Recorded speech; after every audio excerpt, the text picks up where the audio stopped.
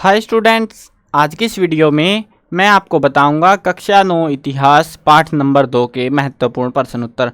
Haryana board की नई किताब हमारा भारत 4 से है आपका ये पाठ नंबर 2, राष्ट्रीय चेतना के तत्व। तो ये जो महत्वपूर्ण प्रश्न उत्तर है कभी पेपरों में नहीं आए क्योंकि पेपर ही नहीं हुए हैं। चलो शुरू करते हैं। देखो, ये मैंने अपने एक्सपीरियंस से बताए हैं भाई, जो मतलब आ सकते हैं एज माय एक्सपीरियंस, जो मैंने देखा है पेपरों के अंदर, तो उस हिसाब से मैंने आपको ये प्रश्न बताए हैं। तो आप इनको प्रैक्टिस आउट कर सकते हो। ज़्यादातर अभ्यास में से मिलेंगे, एक आध क्वेश्चन है जो चैप्टर में से छोड़ दिया था, जो काम का पॉइंट था, तो उसके बेस पे भी क्वेश्चन है। चलो शुरू करते हैं। पहला प्रश्न, अंग्रेजों की शोषणकारी नीतियों का भारत और भारतीयों पर क्या प्रभाव पड़ा। अंग्रेजों की शोषणकारी नीतियों के भारत और भारतीयों पर बहुत सारे प्रभाव पड़े। मेन तीन थे, जो 4 दे रखे थे बुक में, हमने 3 ही लिखे हैं क्योंकि चौथा काम का नहीं था इतना। अंग्रेजों ने भूमि कर इकट्ठा करने के लिए बहुत सख्त भू राजस्व नीतियां लागू की, जिससे कृषि पर निर्भर विभिन्न वर्ग बहुत अधिक गरीब हो गए। मतलब कि वसूली टैक्स इतना ज़्यादा लगा दिया कि भाई किसानों के बस का नहीं था वो देना, सीधी बात।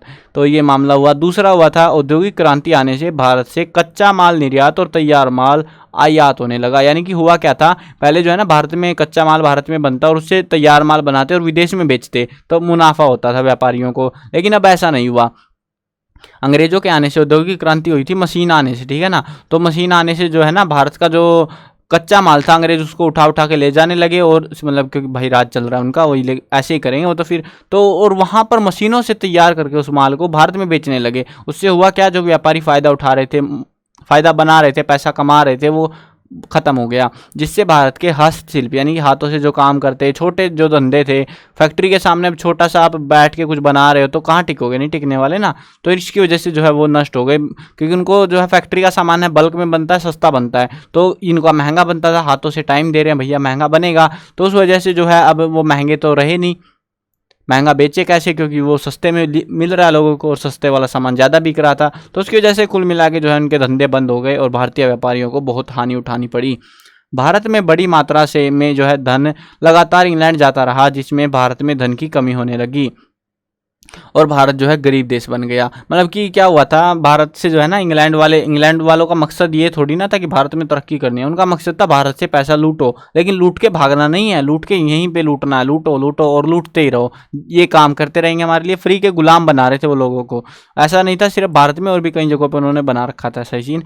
अब देखते हैं अगला प्रश्न, 1857 की महान क्रांति का वर्णन कीजिए। बस क्या था, कैसे परिणाम हुआ, या कुछ भी पूछ सकते हैं आपसे बेसिकली। मतलब या तो ये आपसे ये पूछेंगे 1857 की क्रांति का क्या परिणाम रहा, कोई फायदा हुआ, 1857 की क्रांति में कौन कौन शामिल हुआ, ऐसे बहुत सारे क्वेश्चन बन सकते हैं। तो ये जो पूरी क्रांति है इसके बारे में यह इतना ही है, बस ज़्यादा नहीं है आपकी बुक में। ब्रिटिश शोषण तथा भारतीय सभ्यता व संस्कृति में अनुचित हस्तक्षेप के विरुद्ध भारत के प्रत्येक क्षेत्र में हर वर्ग में एक बेचैनी और असंतोष उत्पन्न हुआ, जिसकी चरम परिणति 1857 की बड़ी क्रांति के रूप में हुई। भारत में राजा, प्रजा, व्यापारी, हस्तशिल्पी, किसान, जमींदार, स्त्री, पुरुष, हिंदू, मुसलमान आदि प्रत्येक वर्ग ने इकट्ठे होकर शोषणकारी विदेशी शासन को उखाड़ फेंकने का सम्मिलित प्रयास किया। हजारों की संख्या में भारतीयों का बलिदान हुआ। इस राष्ट्रव्यापी संघर्ष को अंग्रेज अपने आधुनिक अस्त्र शस्त्रों से दबाने में सफल तो हो गए, लेकिन इस क्रांति की वीर गाथाएं भारतीयों में सदा बलिदान और शौर्य की भावना जागृत करती रही कि भाई साहब, हम उन लोगों ने हमारे लिए बलिदान दिया था, जिनको आप आज भी याद रखते हो, है ना। चलो अगला प्रश्न देखते हैं। अंग्रेजों ने भारत में अंग्रेजी शिक्षा का आरंभ किन स्वार्थों के लिए किया, भारतीयों ने इस शिक्षा का कैसे लाभ उठाया। अंग्रेजी शिक्षा को लागू करने के पीछे अंग्रेजी सरकार का उद्देश्य सस्ते क्लर्क, वफादार वर्ग तथा अंग्रेजी माल की अधिक से अधिक खपत करना था। आरंभ में ऐसा हुआ भी, किंतु शीघ्र ही अंग्रेजी पढ़कर भारत में एक नए भारतीय बुद्धिजीवी वर्ग का उदय हुआ। पश्चिमी शिक्षा का लाभ उठाते हुए भारतीयों ने पश्चिमी साहित्य, जैसे कि 1789 की फ्रांस क्रांति, इटली, जर्मन का एकीकरण, आयरलैंड के स्वतंत्रता संघर्ष, इन सब चीज़ों से प्रेरणा लेकर यह वर्ग स्वतंत्रता और स्वशासन की ओर आकर्षित होने लगा कि जब वो कर सकते तो हम क्यों नहीं कर सकते। अगला देखते हैं। अगला प्रश्न है, भारत के गौरवशाली इतिहास द्वारा किस प्रकार भारतीयों में आत्मसम्मान और स्वाभिमान की भावना ने जन्म लिया। विदेशी विद्वानों ने प्राचीन भारतीय इतिहास पर शोध करके, अब ये विद्वान भारत के नहीं थे, ये अंग्रेज थे, ठीक है, तो इन्होंने शोध करके भारत की प्राचीन गौरवशाली सांस्कृतिक व ऐतिहासिक धरोहर को विश्व के सामने रखा।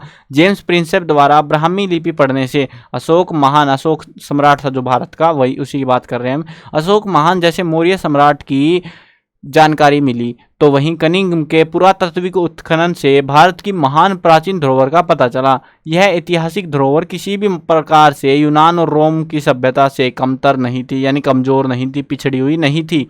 तो पहले हम लोग सोचते थे भाई हमारी सारी सभ्यताएं ये विदेश में क्यों मिलती है, भारत में कुछ क्यों नहीं मिलता। जब भारत में मिला तो हमें समझ आया कि हम भी उन्हीं के टाइम से हमारी सभ्यताएं थी, उतनी विकसित भी थी। तो ये चीज़ जानते हुए जो है कई विदेशी विद्वानों ने वेदों और उपन्यासों का गुणगान भी किया, जिससे जो है भारतीयों में खुशी की लहर दौड़ पड़ी। आत्महीनता जो थी उनके अंदर, उसके स्थान पर अब आत्मसम्मान और स्वाभिमान की भावना जन्म लेने लगी। तो ऐसे हुआ था जन्म इतिहास की वजह से। चलो अगला प्रश्न देखते हैं, अंग्रेज भारतीयों के साथ कैसा व्यवहार करते हैं। कितना प्यारा क्वेश्चन, छोटा सा है ना। अंग्रेज जो है खुद को उच्च प्रजाति का तथा भारतीयों को निम्न व निष्कृष्ट प्रजाति का मानकर उनसे घृणा करते थे। वे भारतीयों को हबसी, काला बाबू आदि नामों से पुकारते थे तथा उनके साथ दुर्व्यवहार करते थे। प्रजातीय विभेद की नीति के आधार पर भारतीयों के साथ अनेक प्रकार का दुर्व्यवहार किया जाता था। तो ऐसा व्यवहार करते थे अंग्रेज भारतीयों के साथ में। नील दर्पण क्या है? बांग्ला नाटककार दीनबंधु मित्र का 1860 में प्रकाशित नाटक नील दर्पण एक महत्वपूर्ण कृति है। वो है नील दर्पण, यानी कि इस दीनबंधु मित्र ने जो है 1860 के अंदर एक नाटक प्रकाशित हुआ था, नाटक इसका नील दर्पण नाम से, तो वो है ये। इस नाटक में बंगाल के किसानों के ऊपर अंग्रेजों द्वारा किए गए अमानुषिक अत्याचारों की बड़ी भावपूर्ण अभिव्यक्ति हुई है। तो यहाँ पे देखो एक्चुअली में तो नील दर्पण क्या है, नील की खेती करवाते थे बंगाल के किसानों से, जबरन खेती करवा रहे थे वो लोग अंग्रेज, तो उसके विरोध में आंदोलन हुआ और वो सारी चीज़, तो उसको लेके जो है नाटक लिखा गया जिसका नाम रखा गया नील दर्पण। ठीक है, चलो अगला देखते हैं, अगला क्वेश्चन, लास्ट क्वेश्चन जो इंपॉर्टेंट है इस चैप्टर से। लॉर्ड लिटन की दमनकारी नीतियों का वर्णन कीजिए। इसने जो है बहुत सारी नीतियां लेके आया, सारी बेकार थी, 1 नंबर की। देखो 1876 में ICS की प्रवेश परीक्षा में बैठने की आयु घटाकर इसने 19 साल कर दी। 1877 में देश भर में अकाल के समय दिल्ली में शानदार शाही दरबार का आयोजन करवा दिया। भाई साहब देश भूखा मर रहा है और ये शाही दरबार का आयोजन करा रहे हैं। 1878 में शस्त्र अधिनियम पास करके भारतीयों द्वारा शस्त्र रखने पर प्रतिबंध लगा दिया, यानी कि भारतीय कोई भी अपने घर में हथियार नहीं रख सकता ताकि अंग्रेज उनको आराम से आए पीट सके। पत्रों पर जो है 1878 में वर्नाकुलर प्रेस अधिनियम पास करके भारतीय भाषाओं में छपने वाले अखबार वाले समाचार रोक लगाना, ये क्या हुआ अभी, समाचार पत्रों पर रोक लगाना, पत्र भी आएगा, ठीक है ना, पत्रों पर रोक लगाना छूट गया होगा कहीं पे।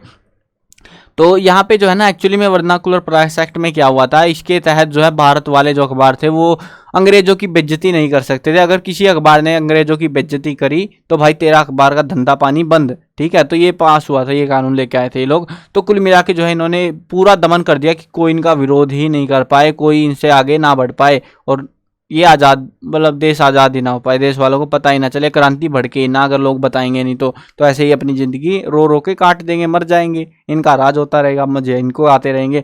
तो ये चक्कर था। चलो ये थे आपके इंपॉर्टेंट क्वेश्चंस। हाँ उसके अलावा एक चीज़ बता देता हूँ, हर एक चैप्टर के आपको जो है नोट्स, इंपॉर्टेंट क्वेश्चन, MCQ, ये सारी चीज़ें मैंने लिख रखी हैं, वेबसाइट के ऊपर मिल जाएंगी cclchapter.com। और वीडियोज़ तो मिल ही रही है आपको यार, प्ले लिस्ट का लिंक डिस्क्रिप्शन में दे रहा हूँ मैं, वेबसाइट का भी दे रहा हूँ, ठीक है, वहाँ पर दिक्कत नहीं आनी चाहिए आपको बस। तो उसके अलावा जो है ना अभ्यास के प्रश्न तो जरूर से पढ़ लेना। अभ्यास के जो भी प्रश्न उत्तर मैं प्रोवाइड करा रहा हूँ MCQs हो गए, जो MCQs है वो मैंने बताए हैं, MCQs की जब वीडियो देखोगे 1 मार्क्स के हिसाब से आप उनको प्रिपेयर कर सकते हो, क्योंकि इसमें 1 मार्क्स क्वेश्चन नहीं है ना, सारे 2, 3, 5 ऐसे इस हिसाब से क्वेश्चन है। तो जो 1 मार्क्स क्वेश्चन है वो आपको उसमें मिलेंगे MCQs वाली वीडियो में, तो वहाँ से आप उनको प्रिपेयर कर सकते हो। बाकी के जो है ना, अगर आप अभ्यास वाले भी करते हो, मेजरली अब अगर आप अभ्यास वालों पे ध्यान रखते हो तो अभ्यास में से भी काफ़ी सारे क्वेश्चंस हैं जो आ सकते हैं, और ज़्यादातर मुझे तो लगता है उन्हीं में से आएंगे। वैसे इस चैप्टर में से मेरे को नहीं लगता ज़्यादा क्वेश्चन आएंगे, मतलब मुश्किल से 2 नंबर का कोई क्वेश्चन आ गया तो आ गया, किस्मत की बात है वो भी, ठीक है। तो ज़्यादा खास इंपॉर्टेंट चैप्टर मेरे को नहीं लगा ये एग्जाम के पॉइंट ऑफ व्यू से। बाकी देखेंगे, चैप्टर एनालिसिस करूंगा मैं पूरी बुक का कंप्लीट, तो एग्जाम टाइम में करेंगे उसको, ठीक है। तो उसके लिए बस आपको सब्सक्राइब करना है। और बाकी जो है ना, हम हरियाणा बोर्ड के बाकी सब्जेक्ट का भी जो है इंपॉर्टेंट क्वेश्चन एग्जाम के टाइम जब आता है हरियाणा में, तो उसके आसपास जो है हम वीडियोज़ वगैरह प्रोवाइड कराते हैं, रिटर्न में भी देते हैं क्वेश्चन आंसर, ताकि आपका प्रिपरेशन बेटर हो, अच्छा स्कोर करो आप। तो उसके लिए बस आपको जो है, अब आप भग जाओगे वीडियो देख के, वापिस आने नहीं वाले। तो अगर ऐसा कर रहे हो तो भाई फिर फ़ायदा आपका नहीं है, घाटा आप ही को होने वाला है। तो सब्सक्राइब कर लेना यार, सब्सक्राइब बिल्कुल नहीं करते तुम लोग, सब्सक्राइब कर लिया करो। चलो मिलते हैं नई वीडियो में। मैं कवर करने वाला हूँ क्लास 1 से लेकर 12th तक सारे सब्जेक्ट की वीडियोस, हिंदी मीडियम और इंग्लिश मीडियम दोनों में होने वाली है। तो सब्सक्राइब कर लो यार, अब तो कर ही लो, इतनी मेहनत कर रहा हूँ यार आपके लिए। चलो मिलते हैं नई वीडियो में, बाय बाय।